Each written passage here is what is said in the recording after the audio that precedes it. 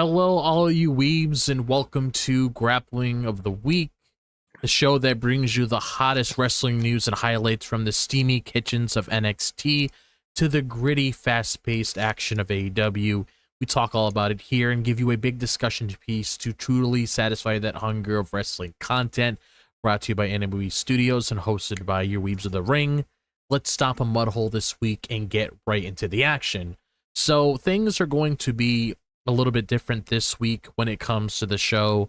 And what I mean by that is basically we're going to be giving our predictions for Crown Jewel, because normally we talk about our turnbuckle tidbits, we talk about different kinds of news stories that transpire within the week, which we can get to that next week because we just wanted to give you guys a good little show where we're just talking about our predictions when it comes to the card of Crown Jewel this week.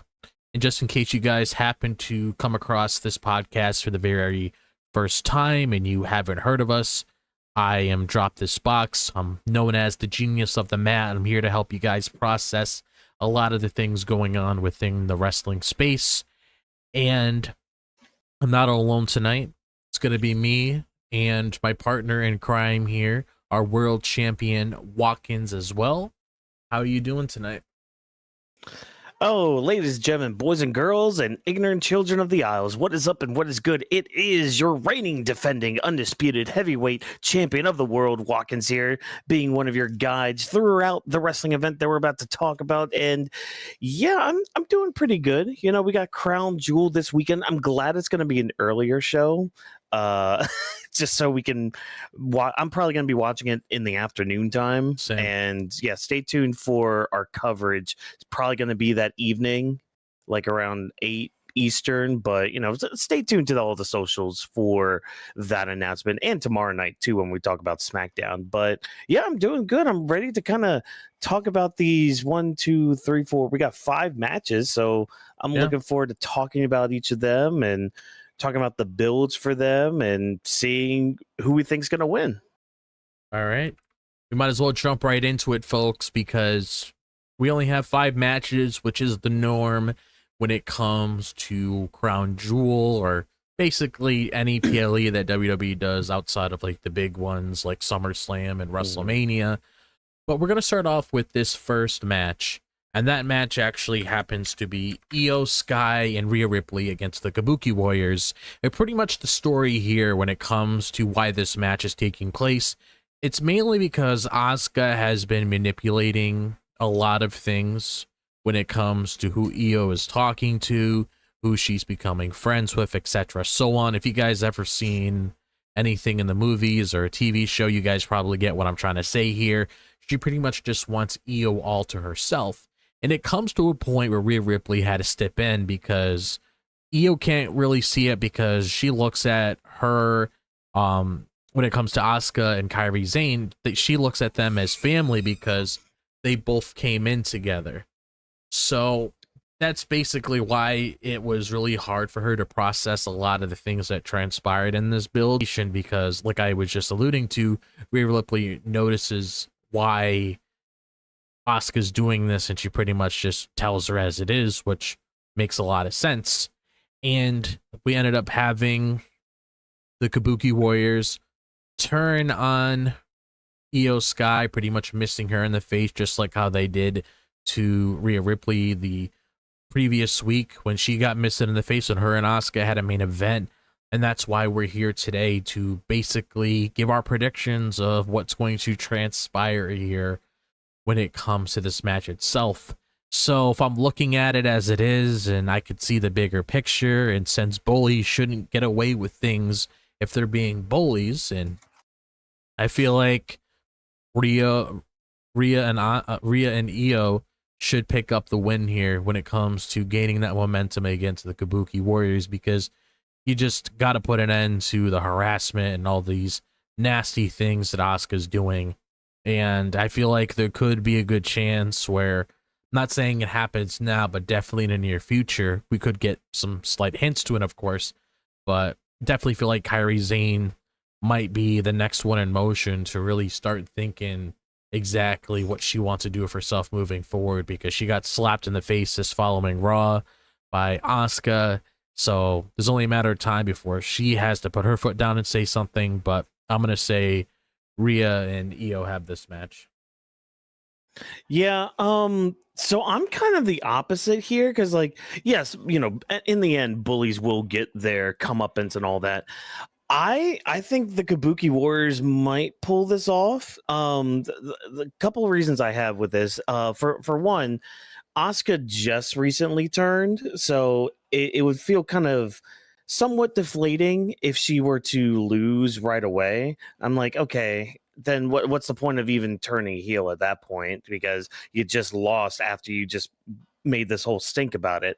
Now, if they do lose, I would say it would probably be because of Kairi, Yeah. because she's kind of been the one that's like, she hasn't been fully on board with this whole turn, and she hasn't really been wanting to attack Io or like beat her up and all that stuff. Like, she's always like so tormented about it. Now, this past Monday she wasn't too much with that, so her turn might be coming soon, like her being more on board with Asuka, but she's going to be more of Asuka's lackey when it comes to like this new version of Asuka that we're getting. So yeah, I think because there's a lot of legs they can go on with this feud. They can keep pushing this for a long time, and so why not keep pushing it by having the Kabuki Warriors win here? And I mean, we have two Australians that are going to be on this show. I have a feeling at least one of them's going to lose. And if I'm being honest, I would rather Rhea lose over the other one that we'll talk about later on, because she can eat a loss like this, like a tag team loss, and especially if like Asuka pulls some shit, because that's the other thing. Like, the Kabuki Warriors winning, it's not going to be a clean win at all. There's going to be some sort of shenanigans going on. Something's going to happen to like force Rhea and Io into a corner and eventually like end up losing. Because like at the end of the day, Asuka's like reign of terror right now, even though she doesn't have a title, but that's besides the point. Her reign of terror right now when it comes to her friends and everything, it needs to end in a one-on-one situation. So Rhea needs to get her comeuppance with Asuka. Io will need to get it, and then eventually down the line, we'll get that big Kairi Sane moment. And I think that's the big moment that I'm looking forward to the most, is Kairi's big moment against Asuka, which could all be leading towards in the future. But yeah, I'm just gonna go Kabuki Warriors right now, just because I think they kind of need the momentum going forward, especially after turning heel like this. And again, like there's more legs to stand on with them losing than, or sorry, with them winning than losing. And I mean, yeah, they could get their heat back after the match. That's fine, but I don't know. I would prefer them to win over Rhea and Io here. Yeah, that makes a lot of sense. You did bring up a lot of good points that would definitely elevate it to the next chapter. So to be perfectly honest, we're just hoping for a good match at the very least when it comes to these ladies, which, I mean, you got the players in the field, so I would hope they would do something fun with this and everything, but yeah, just hoping for the best here when it comes to this, because when it comes to the things that were being built from Raw, was definitely one of the ones I was interested in for sure. Yeah, and I mean, I know I've had my issues with how some things have mainly played out on TV, mainly just like the melodrama of it all. But I mean, on paper too, this is a compelling story, because that's the thing. Io, she didn't really come up with Asuka and Kairi, but they've always been together in a way, in a sense, and especially when Io was champion, like going into WrestleMania 40, like they were a tight knit group and all that. So having them just with their divide and all that, having this blossoming friendship between her and Rhea Ripley has been really good, because Rhea's needed somebody as well ever since like the Judgment Day left her out to dry. And not saying Rhea desperately needed somebody, but it's nice to know that somebody at least has her back. This weekend, I mean, they just beat some former tag champions. Just throw that out there. Like, I know they're building something right now with like Zarya Solruka against Alexa and Charlotte. But I mean, somewhere down the line, Rhea and Io, they could both go for them, because I don't think, Rhea is former tag champion. Never mind, but still, they could get the belts. Those belts need some good names on them, right? Yeah, definitely. Need something with them. So the next match we're going to talk about was a match that a lot of us wanted. There is story here, and if you know who these two guys are, we don't really need to go in depth with them because this has a lot of history to it when it comes to the many years that these guys have been around each other.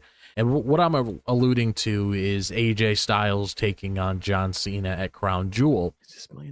And honestly, I'm expecting this to be a good match because these two guys have really good chemistry with one another. Every single match I've seen them in, when it comes to their SummerSlam match, when it comes to their Royal Rumble match, where John Cena was going up against AJ Styles when he had the WWE Championship to become a 16-time champion, because that was the last time he became a 16-time. Before this year, that was the last time that he won a world title before he lost it. But it's like, this is something that I am definitely looking forward to just because I know what these guys can do. And I'm expecting nothing but the best here. And honestly, I wouldn't be upset with either guy winning in this scenario, but based on what we're building to potentially in the near future for John Cena and everything, and since he did get a loss on the previous pay-per-view, even though he didn't necessarily need that loss, but you know, it is what it is. We moved on from it and everything. I'm gonna say John Cena here. And again, if AJ Styles win, that would be fine too, but for the choice that I have, I'm gonna say John Cena because I just want something good out of these guys, and I'm definitely expecting us to get something like that. Yeah, I'm expecting something big too between these two. I mean, one of the last times, I mean, that Royal Rumble match is known for them just not leaving the ring at all. Like, that was the whole big story with that, at least coming out of the match, where yeah, they didn't leave the ring at all. They legitimately left it all in there. So I'm expecting something. I don't know if it's going to be on that high of a pedestal or that high caliber of a match. It's still going to be good though, because I mean, it's John Cena versus freaking AJ Styles. Those are two of my boys right there. Like, literally, I got their action figures sitting right by my TV right now because they are. If I were to make a Mount Rushmore of my own, if you will, they would probably be at least contenders for it. So to say I'm looking forward to this match is that's just putting it lightly. I'm very excited to see what these two can do in a ring. But I mean, I kind of agree with you here. I think John is going to pull out the win here. Mainly for the same reasons you said. I mean, he just got squashed by Lesnar not even a month ago, so he kind of needs another win here. With AJ can easily bounce back from it, and I mean, he's not going to be long too before he gets retired. I mean, he's already stated like next year is probably going to be his last WrestleMania, so he's going to be on the shelf here soon, joining John on that retirement bench. But yeah, I'm expecting a good match between the two. I'm expecting something. So, the WrestleMania, for example, like not a lot of people were talking highly of that, and especially the match quality. And I mean, just copy and paste when it goes to like Randy and maybe a little bit of the CM. People were not too fond of those matches, right? And AJ, I mean, he can get a 5-star match out of a paper bag. Like I've said that for years about the man. So I think they're going to pull out something good. And kind of like what AJ said the other day. I mean, there's not really much. I mean, the story's just there with their history. I mean, you had two guys who basically ran their respective companies and all that. Two guys who were the faces of their companies. I mean, AJ was the face of TNA for the better part of a few years, which, you know, now that I think about it, I think he's been in WWE longer than TNA, but it's the fact that his match quality in TNA and just the way they had him built up as the face of TNA, that's basically what he was.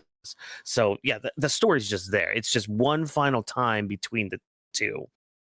That's all we need. Like the rest, look it up. I mean, like, not to tell you guys to do your homework or anything, but I mean, this is one of those times where I'm going to say, do your homework so you can see just the times of AJ Styles beating up John Cena along with his buddies and all that. The great high quality matches these two had. And like, I keep going back to the Royal Rumble match. I mean, that match was just excellent, start to finish, bell to bell. But yeah, I'm expecting something big with this one, and it's more than likely going to be John Cena picking up the win. Yeah, I agree. And it's gonna be nice to see those two guys locking eyes again for one last time. So I very do appreciate that WWE gave us a match like this. So the next match we're gonna get into is actually one of our first matches we're gonna be talking about when it comes to Crown Jewel, and this is for the women's Crown Jewel title.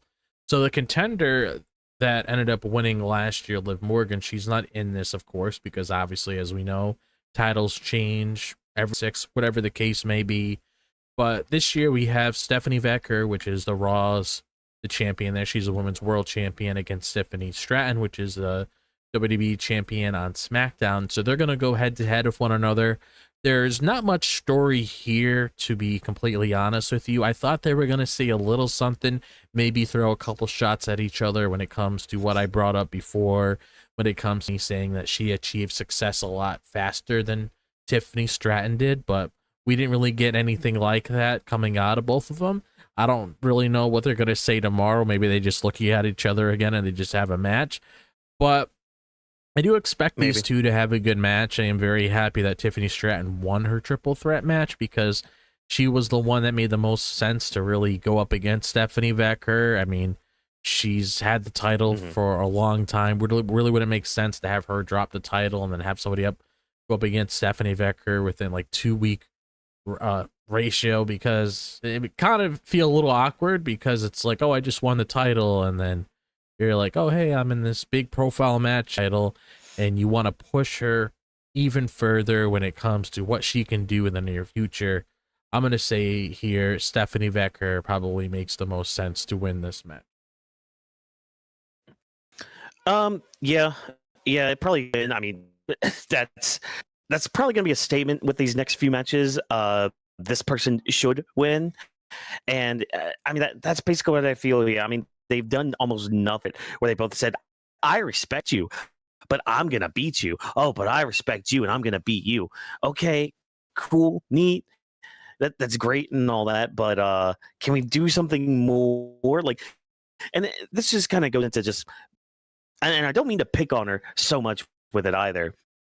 This just ties into Tiffany Stratton's whole thing this whole year, where it's just like, I want just more from you, like more bite, more like negativity, more just like edge to you, because you were so good as a heel, but as soon as you turn babyface, it's the whole WWE babyface thing. You turn into like this bland character who's just like, I respect you, but you're gonna respect me because it's Tiffy time, and it's just like, you're so much better than the material they give you, and I just want more. That's all I want. I know I'm greedy. I'm sorry, people. I'm a little bit greedy when it comes to things like this, but it's just, I know it can be better.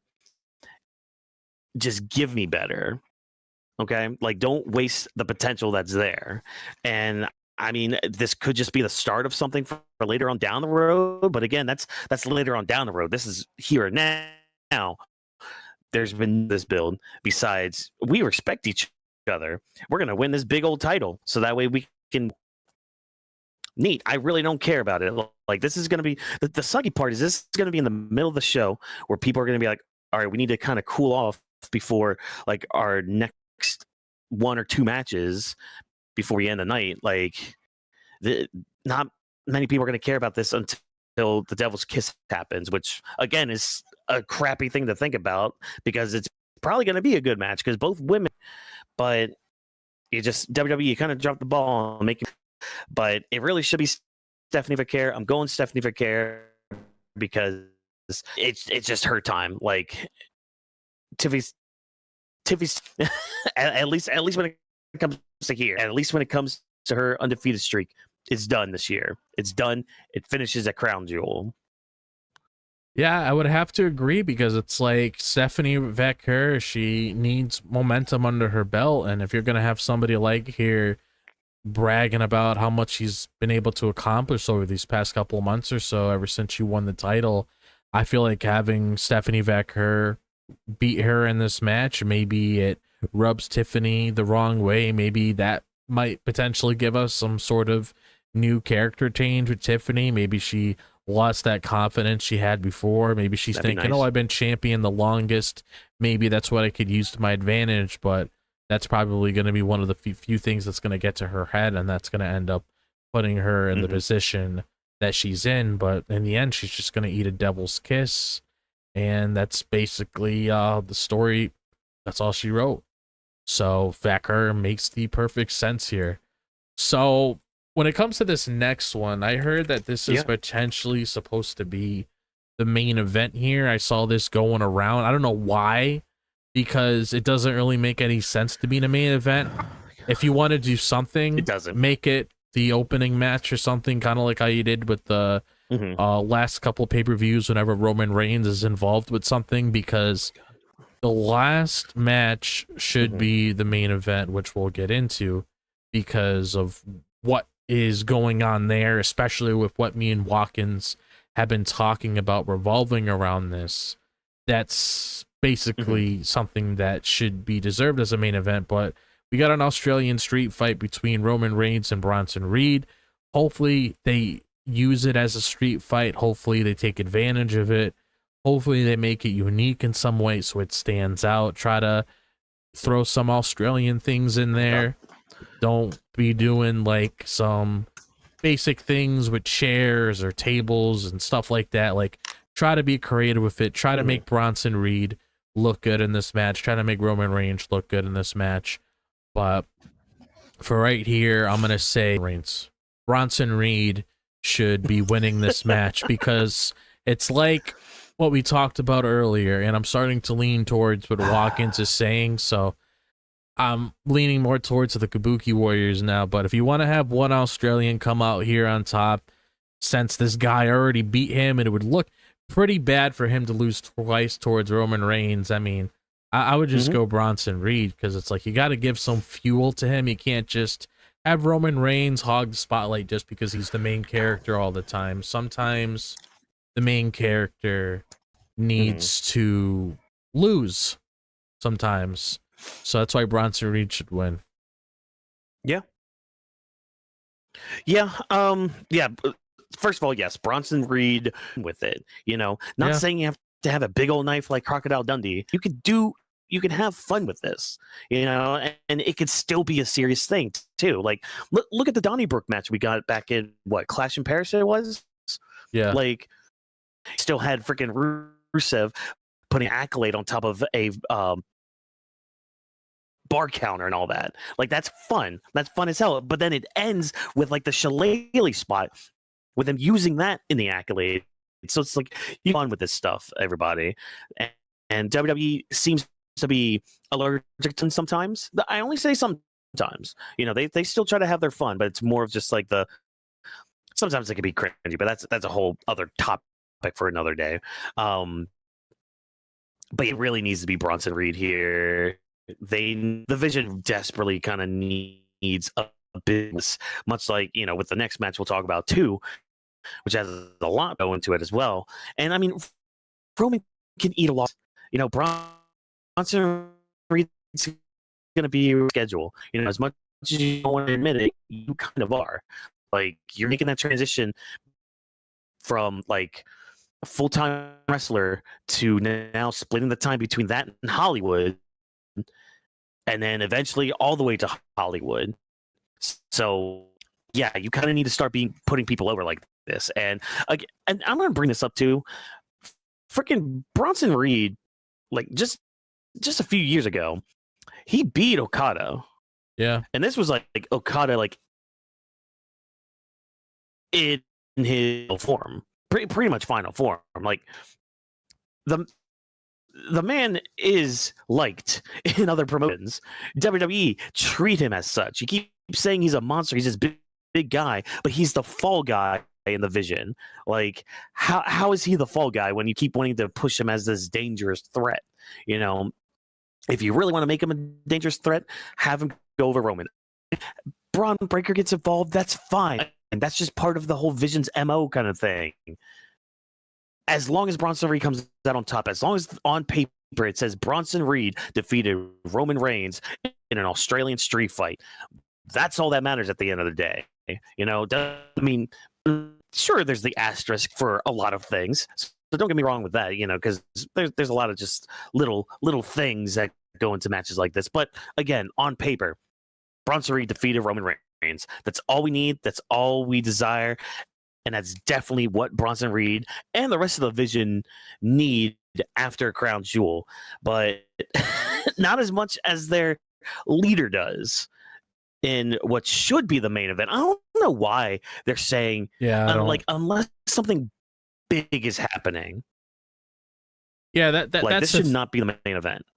Yeah, I agree. Like, I don't know why there's rumors going around, because if you look at it on paper, I mean, they've been building the men's crown jewel title match the most when it comes to like the most build on here, and just because there's just more I can expect coming out of this rather than this taking place as like the final match. I mean, you should have your boss close the show, not have your little side men, your little grunts, like fucking Pokemon Team Rocket kind of shit, trying to close out the show and all that. Like, actually have Seth Rollins close out the show, which we might as well get into it now when it comes to our main event of the show, which is going to be for the men's crown jewel title. We're going to have Seth Rollins versus Cody Rhodes. Cody Rhodes won last year, but pretty much the whole story here when it comes to Seth Rollins versus Cody Rhodes, there's actually multiple layers to this. So Seth Rollins and Cody Rhodes, if you look back to when Cody Rhodes came back to the WWE,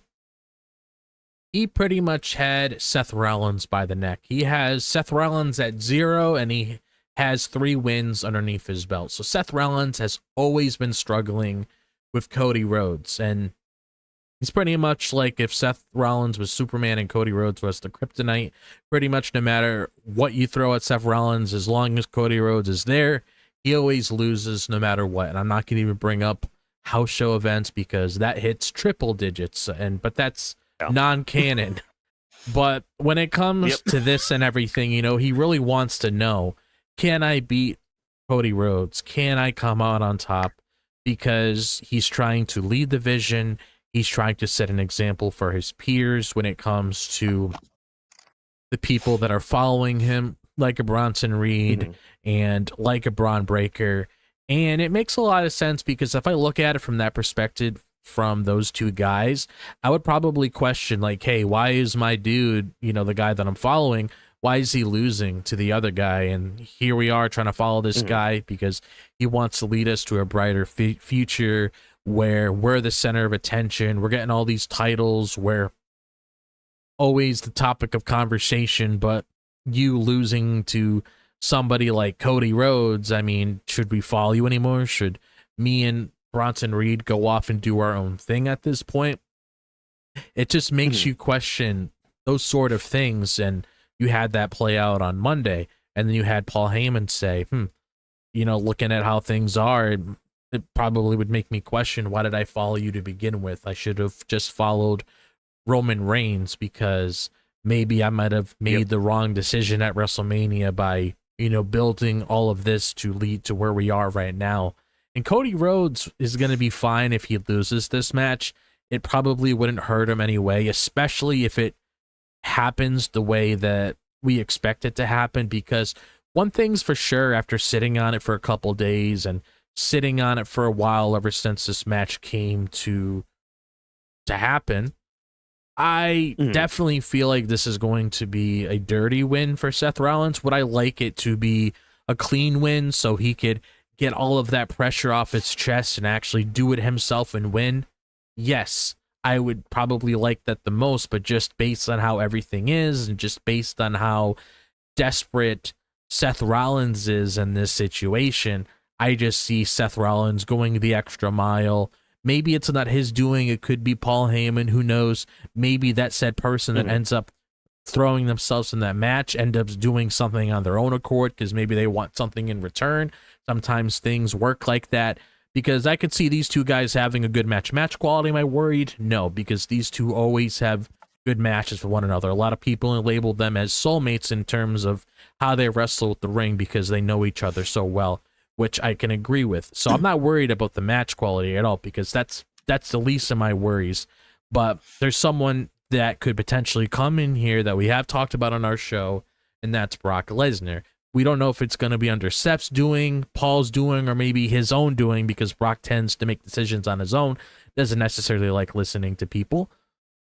It could very well be one of those things where he attacks him, something happens, and we also might get our little build to War Games here when it comes to what transpires towards the end of this match, which again, Cody Rhodes kind of like teased it a little bit where he's like, throw everything at me in that little vignette, throw everything at me, bring your guys. So it's almost in a way giving us the answer to that. So it's like you'll see both of the Bronze, and why not have Bronson Reed come out there, fresh win with, with Roman Reigns under his belt, trying to like show off and flex and all that, goes out to help his boss to seal the win here and everything. And then maybe you see a Randy Orton get involved, or maybe you see a Roman Reigns get involved. You never know because they're still there. Not saying they're going to leave right away unless Roman really wants to. But it's like, there's definitely like a lot more here on the table when it comes to like a lot of more meat that you could like really chew on and have a good appetite with, that for this to be the main event. So going with Seth Rollins makes the most sense for his character. Otherwise, I mean, I would be questioning, should the Vision really be a thing anymore? See, so we're sitting here talking about all this. So I was coming in here thinking, okay, Seth Rollins needs to win this because, again, like we saw on Monday, if he loses, he's gonna lose everything and all that. Yeah. But like, I'm sitting here thinking, as you're going through everything, doing the recap, doing your thoughts on everything, why all this, I started kind of thinking about the other side of it. Like, what happens if Seth Rollins loses here? Well, he'll lose the faith of the Bronze. He'll lose the faith of Paul Heyman. And it's just like, well, what is he left with after that? I mean, yeah, sure, he has his wife, Becky Lynch, and all that. But, I mean, it seems like she's not, like, fully involved with the group. It's more of just, like, her and Seth doing their thing. So it's like, all right, cool. So he'll at least still have his wife, but, she'll probably just go off and do her own thing eventually. So, okay, fine, cool. Where does that leave the Vision? They won't have a leader, so to say. Oh, my God, my head started just kind of spinning with certain thoughts and all that. So, like, let's take the road of, like, Seth losing here. Cody wins. Yay, Cody wins. All that stuff. So Seth has now lost. So where does that leave him? Well, now Braun Breaker's probably going to want to go after him, probably do some damage and all that. There's another guy, and that just kind of popped in my head during all this, who also is kind of looking for that title and has also been kind of compared to another former leader in a way. What if just throwing this out there, everybody, what if they end up like kicking Seth to the curb and all that? What if Jey Uso joins the group in Seth's place, and then they go after Seth? Jey gets the title right there. So like now we have a Jey Uso that's like not only gotten the title back, but now he's kind of now the leader of a faction. In a way, kind of becoming his own tribal chief. So it could always go down that route too. But again, that was just something that just kind of popped in my head as we were kind of sitting here, talking about all this. But like, again, that at least with Seth losing, there would be some sort of story going forward out of all this, something to like really get us kind of discussing and talking about too, because it's like, oh, Seth lost. Where does he go from here? What happens to the Vision here? Because that's the thing. Like we see this all the time with factions, where it's like, okay, they do decently at the beginning, then they rise to the top and all that. they keep that momentum going until finally the downfall happens. But with this case, they kind of started off very much on the top. I mean, especially with Seth. He won Money in the Bank. He won the World Heavyweight title. So he was pretty much on top the whole time. A huge match, mind you. And even when he was gone, the Vision was doing fine. The Braun Brawns were doing all right. Again, they needed to win some more matches, but that's neither here nor there. But you could always chalk that under Seth Rollins' leadership. Like, okay, he was too hyper focused on other things. He wasn't there to really guide or lead these guys into their promised land, if you will. So yeah, there's a lot of stories we can go off of with either Seth winning or losing here. And I mean, I'm intrigued with either one. Like, again, as long as the logic's there, as long as I can see, with lack of a better word or term, as long as I can see some sort of vision with it, I can usually get behind most things. Whether I like or don't like it, I mean, objectively, I can at least be like, okay, I see where they might be going with things. Unless it turns around like, oh, Brock's not actually going to be here until Royal Rumble, then, go look at WrestlePalooza and that crappy show and how that started off the night. But when it comes to somebody winning, I mean, part of me feels like I just kind of worked myself into a shoot by going Cody Rhodes, but I might stick to my guns and stay Seth, just because, again, I do feel like at least with storyline, he does need to win. But if he does lose, that does at least give me something that I've been craving for the better part of most of 2025. Give me a story to really sink my teeth into, something to talk about more than just yeah, that match was good. Oh yeah, this thing could be good, instead of bitching and moaning about oh, better, or I wish they could do this better. At least this would give us some sort of topic of discussion when doing our weekly programs, or even after the show, to actually kind of bounce ideas off of each other with. But I am still going to go with Seth, though, because I want Seth to win more, and I feel like Cody, kind of like what you said too, Cody should lose a little bit. And a loss to Seth Rollins isn't the worst thing, especially, if it comes to cheating or whatever. But it should be Seth. But again, put that little asterisk there, be like, okay, if it's not, there's at least something we can talk about there. But yeah, I'm sticking to my original pick. But I did want to at least throw the idea out there of okay, what could happen if he loses? Where could we go down that route? And again, Jay just kind of bumped into my mind because of all the stuff going on there with him being compared to Roman, his quest for the title and all that. And now again, I don't know how great Braun Breaker especially would like to be underneath Jey Uso as a leader, but it could be always one of those groups where it's based off of mutual respect, kind of like what the Judgment Day kept saying that they were, oh, leader, we're each a leader, maybe one week. No, if anything, Paul Heyman would be the leader. Yeah.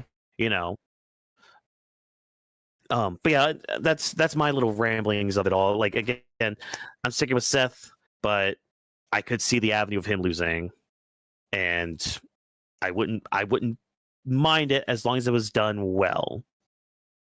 Yeah, because this is definitely one of the matches I can say on the card that could go either way from a realistic point of view, because Seth has a lot of reasons to win, especially when it comes to how he's being showcased on television. So it kind of wants you to think in your head, yeah, this guy kind of needs it to really, help him out a little bit because of how he's feeling. But then again, Cody Rhodes he's pretty protected here, so you never know if they might want to go and do something with him, and then maybe based on what you said happens, because that would make interesting television. I mean, regardless if Seth looked desperate, maybe a win would feel good. I mean, seeing the Vision, kind of have a lot of trouble this early would be a pretty interesting thing to visit. Like every Monday Night Raw, be a little bit different because it's like, oh, maybe this starts building the seeds to potential directions that we see towards the finish line. Because I definitely expect us to see like a Braun Breaker or a Seth Rollins down the road. Maybe this is one of the early steps that gets us there, but it all depends what really happens here. So I'm just really hoping and praying that whatever that rumor was online isn't true and this match closes out the show, because it just makes a lot of sense. And also another thing to add on to it, WWE title, the main title, the entire company, you're not going to have that not close out the show. So it's like, you exactly. You might as well just have, your poster boy and your other guy on Monday Night Raw. I'm going to say the other guy until he pulls out the W in order to, close out the show here and everything. But and I think with the rumors of like the Roman Bronson Reed match being the main event, I think that's mainly stemming from ESPN, because apparently they're promoting that as the main event, which is really weird. Like, okay, cool. I mean, we also had Joe Tessitore the other week saying that John and Brock were main eventing WrestlePalooza. Thank God we saw how that went. Oh my God, if it did, the nuke would have gone off and all that. Especially on our show. Oh boy, I was heated that night. I hope I don't have to get heated again like that. Just don't make me heated like that, WWE. Give us something.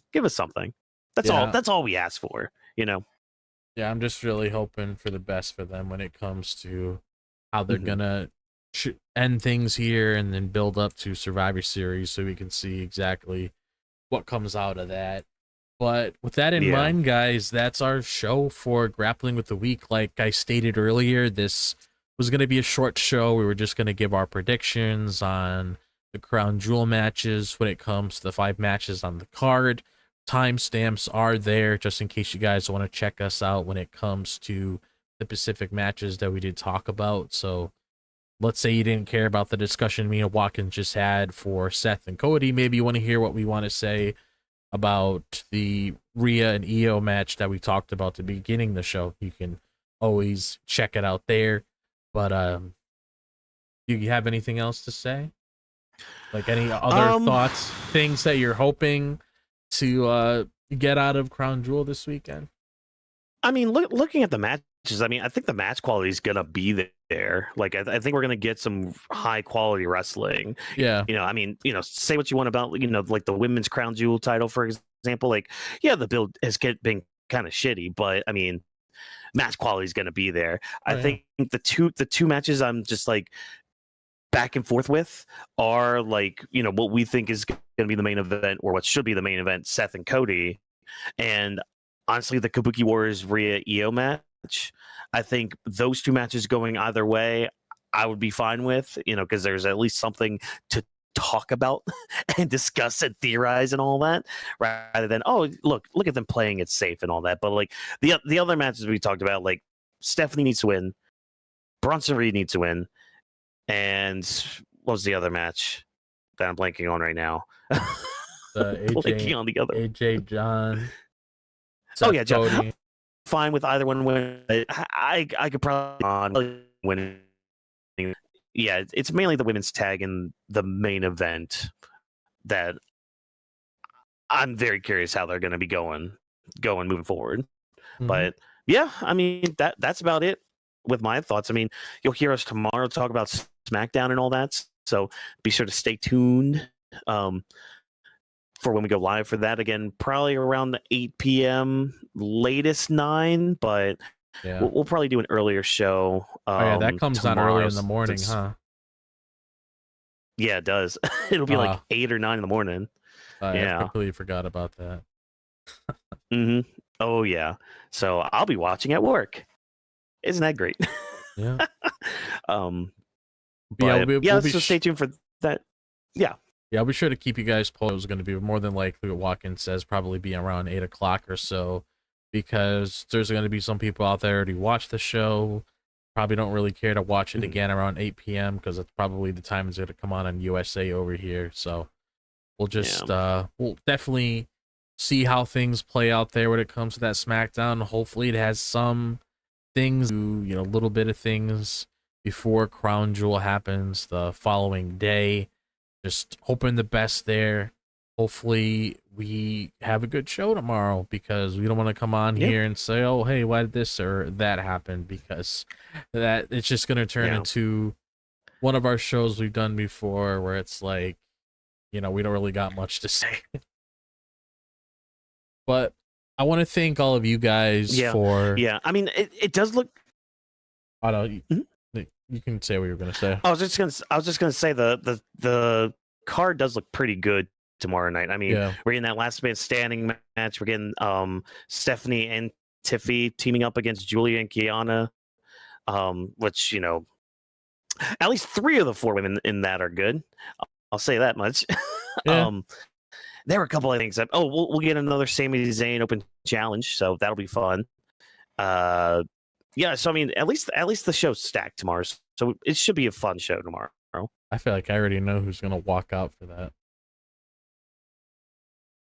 Oh, might be underwhelming, Grayson Waller. Yeah, true. But hey, maybe Austin Theory can go back and cost him that title. That'd be. I wouldn't be against it at push all. That. Yeah, push that and all that. So please, hopefully you're fine, Austin Theory, with whatever undisclosed injury you have. Yeah, we never got any information about that. I don't even know what happened. Yeah, I mean, at least recently Stephanie has come out to say what happened to her. Yeah, like apparently it was like some sort of bacteria in her throat and all that made her not be able to eat. So glad you're feeling better, Stephanie, because that's rough to get through. Definitely is. But, yeah. But with that in mind, guys, I want to thank you all for listening to Grappling with the Week. And before we head out, as always, be sure to follow us on all of our social media platforms.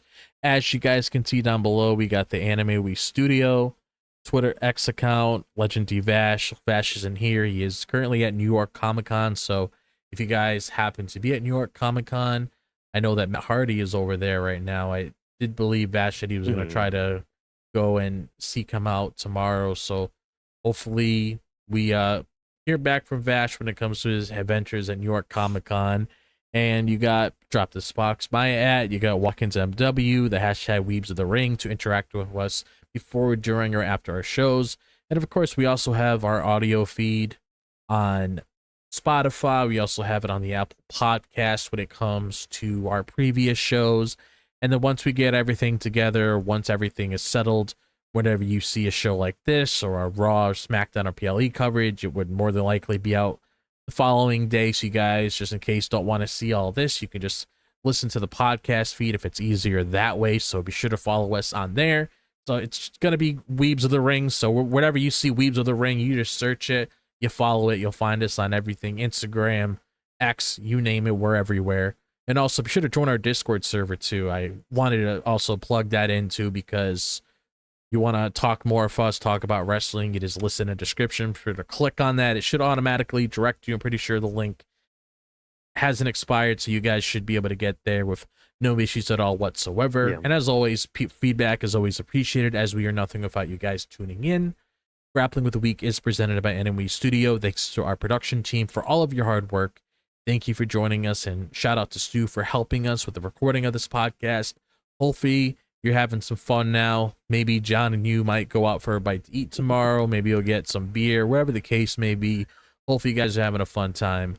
And have a good night, everybody. And we will see you guys tomorrow for the coverage of SmackDown and, of course, the coverage for Crown Jewel this weekend. So, peace out.